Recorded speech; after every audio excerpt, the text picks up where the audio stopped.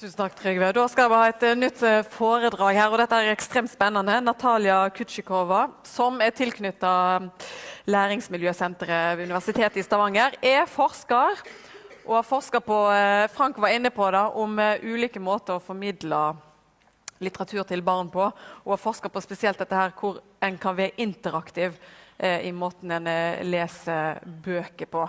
Og ikke minst om digital litteraturformidling. Så nå kan folk liksom puste litt lettere ut etter dette foredraget, tror jeg, at iPad til kids er tommel opp. Virkelig. Så ta vel imot Natalia. Vær så god.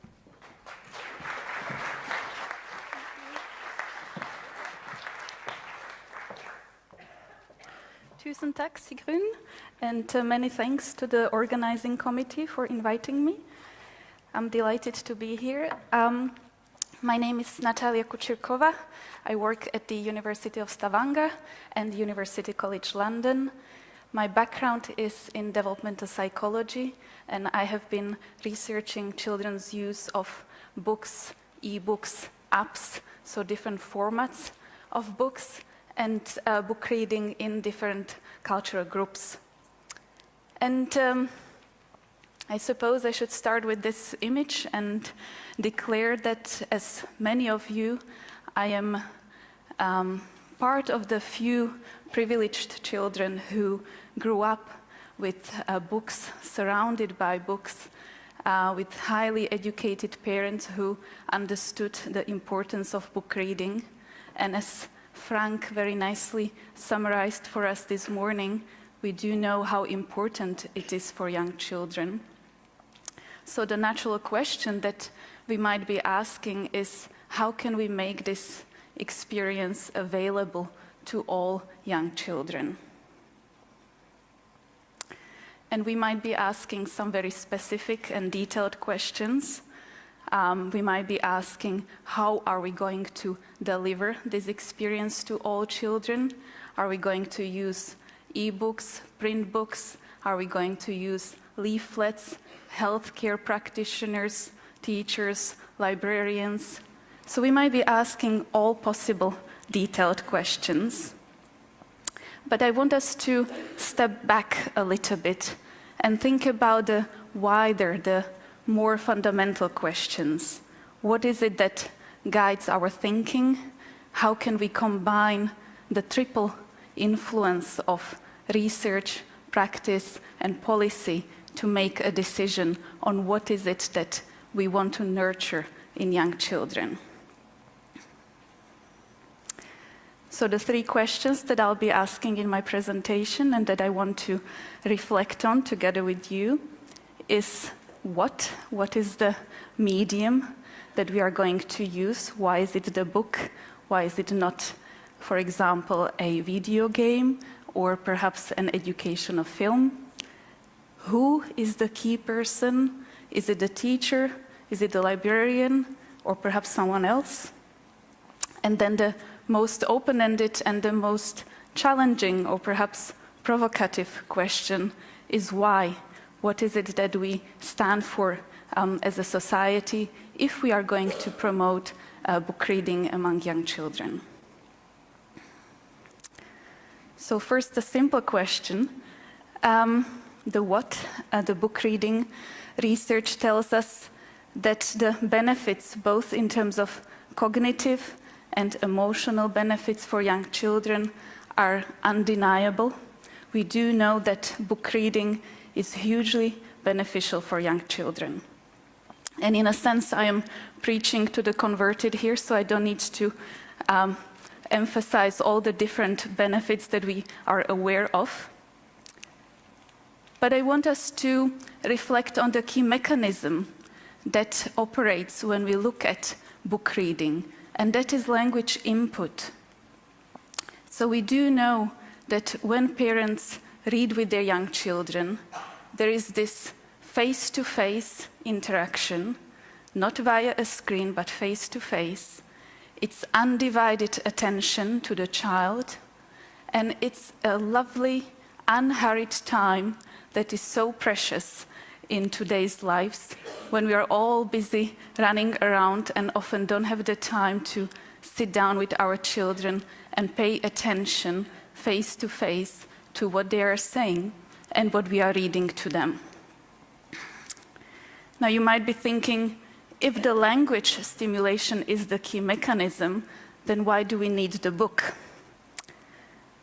And researchers have been very good at comparing book-related conversation with standard conversation that happens between parents and children to say that the book-related conversation is really special because the book introduces sophisticated language that is more complex in terms of grammar, that is more complex in terms of vocabulary, and this is the key mechanism that is beneficial for children's learning.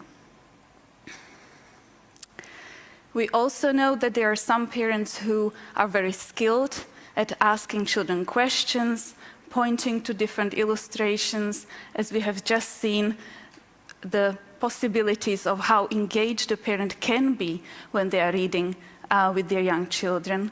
And all these aspects contribute to the beneficial aspects of book reading. So the first conclusion that we can confidently state, based on accumulated evidence, is that book reading is a very effective context for children's learning, and the mechanisms that operate here is the language input, the parent-child bonding, and the words and pictures that come through the book.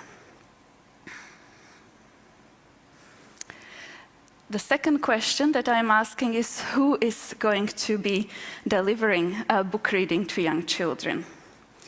We put a lot of emphasis on parents. Parents have many responsibilities already. And the book gifting schemes aim to provide parents with some guidance. They provide them with free books. And very often there are some volunteers who model how book reading can be done in families. Now, I have been fortunate to work with Book Trust. Book Trust is a literacy charity in the UK that started the biggest book gifting scheme in the world called Bokstart. It started as a very small intervention that has grown into a global movement. Many countries that have adopted the Bokstart model of the book gifting scheme. And you will hear some examples from Finland and Sweden right after me. So each country adopts a slightly different version of the original Bokstart program. A similar intervention in terms of book gifting has been set up by American pediatricians. This intervention is called Reach Out and Read, and it's provided by healthcare practitioners. So what happens here is that parents again are given a free book pack. Inside they have some free books, they have some guidance, but this is provided through the healthcare practitioner who promotes this as a healthy thing to do with your child.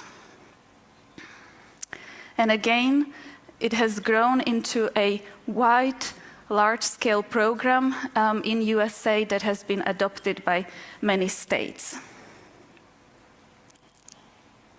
What we can conclude, based on studies that have evaluated these book gifting schemes in US and in the UK, is that we see a lot of benefit for children who participate, and this benefit is mediated through book ownership.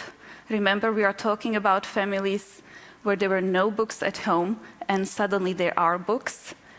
It is mediated by the guidance that parents receive.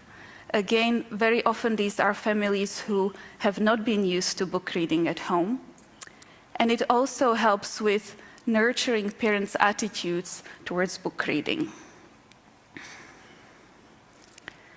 Now, we might think that if this is the evidence, that we now have some kind of panacea, a remedy for all literacy problems, and that if we send free books home, we'll solve all our literacy problems. but it's not that simple.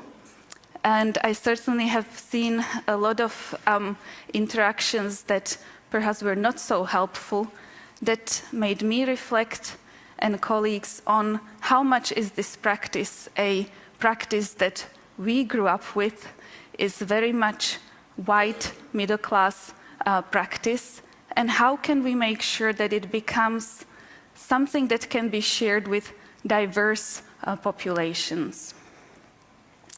And this is a complex question, and really open-ended. It's work that will be done over many years. But to structure our thinking about it, I want us to look at 4 aspects. That is about cultural differences.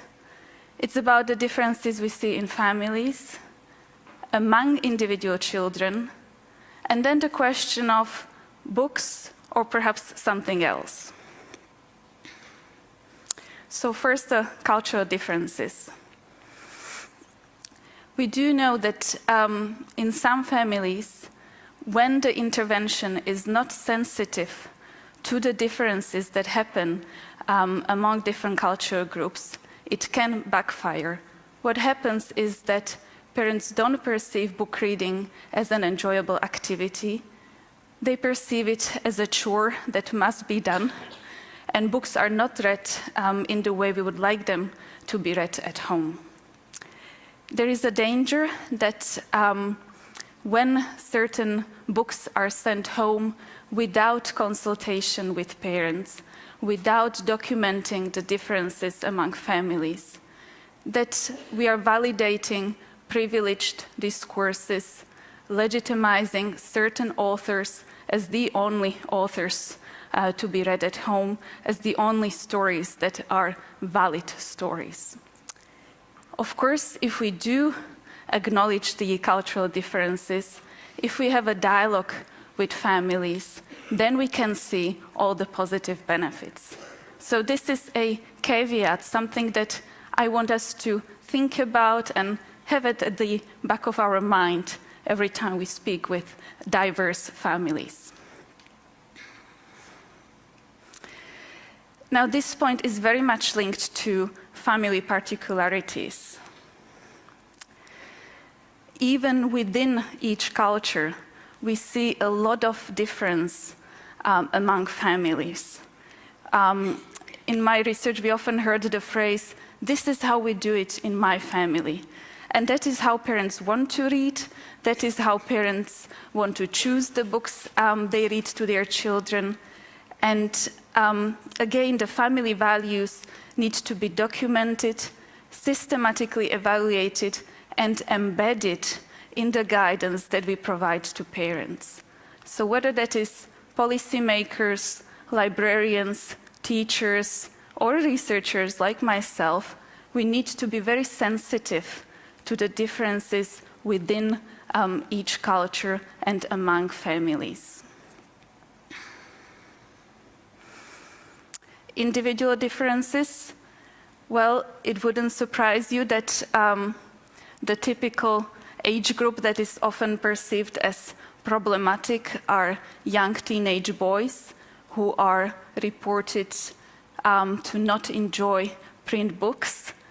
And that sometimes creates these stereotypical portrayals in popular media. I think that rather than thinking about the differences between boys and girls, or perhaps different age groups, it's more fruitful to think about how we can optimize the different books that we provide for different children. So children with different abilities, disabilities, talents, perhaps different preferences and approaches to book reading. How can we make sure that we understand these differences so that the books that we provide actually accommodate them? And I mentioned Book Trust and the work they have been doing. In my time when I was at Book Trust, we looked at different books that can be provided with children with sight problems, children who struggle with opening books, so they had some issues with dexterity. And these are important questions to make sure that all children can benefit from the positives of book reading. And the question that I'm asked constantly is the question of print books versus e-books or apps. So something that's close to my current work. And I want to remind us that a lot of the research we are reporting when we talk about the benefits of book reading started in the 1980s, has continued, but is not necessarily in line with the current contemporary book reading practices that young children are exposed to. Today's children are exposed to a variety of different stories. As you can see in the top picture, there is a mother and a daughter having a book reading session via Skype. It's not really Skype, this app.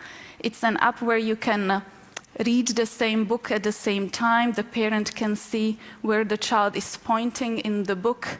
So they share the screen in terms of the book as well as each other's image. It works well for families that are displaced, whether it is through a business trip that the parent is not there or some other issues that prevent the parent to be there in person.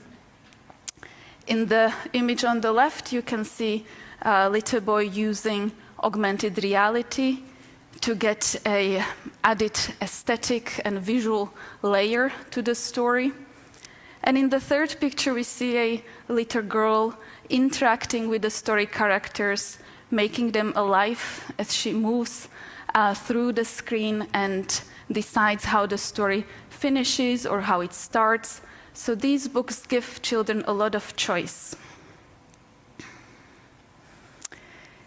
I'm summarizing here a lot of studies, and I'm very happy to talk to you during the break and provide the references if you're interested to know more. But the added value of e-books we are seeing is that, first of all, they are already in many, many families.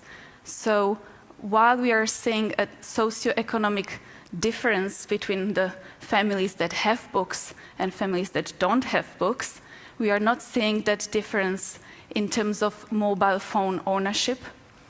Even in developing countries, we see that these families have mobile phones, which is why many charities have invested in e-books delivered to these families in developing countries. The other key advantage is that the e-book can speak. The e-book can be programmed to provide feedback for the child and to provide the sorts of questions we would like parents to ask when they are reading with their children. The content can be personalized, so we can accommodate many of these differences we are seeing among individual children, and we can provide them with adaptive, personalized feedback.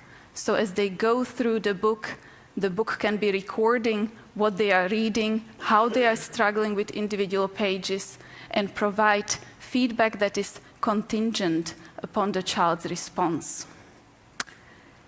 Because they are available on mobile phones, it means that children have access to a wider variety of content, so they can access many different books in multiple languages. And importantly, this is not just the text, but also the sound that is in different languages. And what is also important to emphasize is that we see that children prefer to read digital books as opposed to print books.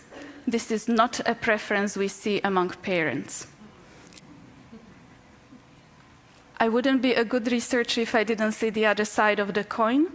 So the value lost of e-books is that nowadays many of the e-books have very poor quality of content. There isn't a shared set of criteria. So before e-books are launched on the market, no one actually checks what kind of content there is. So if children just download an e-book, it can well be an e-book that hasn't been evaluated by any psychologist, sometimes not even an adult, because young teenagers can nowadays be publishers and push out e-books. We also know from studies that e-books that have many distracting features, a lot of noise, a lot of interactivity, they actually disrupt the dialogue that can happen between parent and child. I mentioned the positive of the personalized feedback. The downside is that some companies do not have proper checks in place. Children's data get lost, or children's data are shared for commercial purposes, and we see adverts flooding tablets. And of course, the big worry among many parents is that young children spend a lot of time with screens already, so should we be giving them e-books that are going to increase the screen time? And that is certainly not recommended for children under the age of 2. And I mentioned the less direct talk between parents and children that happens when the book is talking. The parent is then silent and not contributing to the interaction. So we need to be very aware of these limits. And I would say that with e-books we see strong benefits and strong negative effects as well. So optimizing the balance is quite a tough task. The best practice recommendations, and I'm sorry that somehow they are out of the middle where they should be, but I hope you can still see them.